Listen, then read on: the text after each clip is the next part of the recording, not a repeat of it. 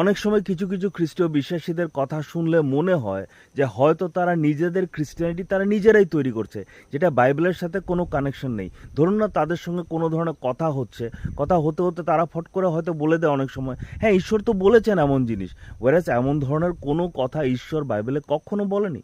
তো অনেক সময় তারা বলে দেয় যে কথা হচ্ছে কোনো একটা টপিক নিয়ে কথা হচ্ছে, তারা বলে দেয় হ্যাঁ এই জিনিসটা তো বাইবেলের মধ্যে তো এটা বলেছি।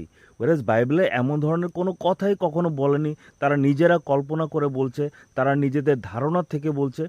ব্যাপারটা হচ্ছে তারা কিছু কিছু জিনিসকে সঠিক ভাবে আর সেটাকে সঠিক ধরে নিচ্ছে, আর তারা ভাবছে বাইবেলও হয়তো এটাকে সঠিক বলছে, বাইবেলও হয়তো এই জিনিসটাকেই প্রমাণ করার চেষ্টা করছে, ঈশ্বরও হয়তো এই জিনিসটাকে বলছে, তো তারা এই কথা বলে। যেমন উদাহরণস্বরূপ আমি একটা জিনিস বলছি, এমন কোনো ঘটনা হয়নি বা কেউ এমন কিছু বলেনি, আমি জাস্ট একটা কাল্পনিক একটা উদাহরণ দিচ্ছি।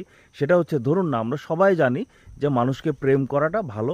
যিশু আমাদেরকে শিখিয়েছেন যে মানুষকে প্রেম করো, প্রতিবেশীকে প্রেম করো। সো কোনো ধরনের ঈশ্বর মানুষকে প্রেমের কথা হতে হতে কোনো একজন খ্রিস্টীয় বিশ্বাসী ফট করে বলে দিল, হ্যাঁ বাইবেলে তো লেখাই আছে যে প্রথমে মানুষকে প্রেম করতে শিখো, তারপর তুমি ঈশ্বরকে প্রেম করতে শিখবে। ওয়ারাস এই কথাটা শুনতে তো খুবই ভালো লাগে, মনে হয় খুব যুক্তিশীল, কিন্তু বাইবেলে কি এই ধরনের কোনো কথা রয়েছে? না। কিন্তু সে কিন্তু বলছে বাইবেলও বলেছে, সে কিন্তু বলছে ঈশ্বর বলেছে। ওয়ারাস এমন ধরনের কোনো কথাই বাইবেলে নেই বা ঈশ্বর বলেনি। তার মানে এমন অনেক কিছু জিনিস আমাদের থাকতে পারে, আমাদের খ্রিস্টীয় বিশ্বাসীদের মুখ থেকে আমাদের বের হয়, যেগুলি আসলে বাইবেলে কোথাও নেই। এগুলি হচ্ছে আমাদের ধারণা, এগুলি হচ্ছে আমাদের চিন্তাধারা। আমরা ধরে নিচ্ছি এটা বাইবেলে আছে, আমরা ভাবছি ঈশ্বর এই এরম ধরনের কথা বলেছে।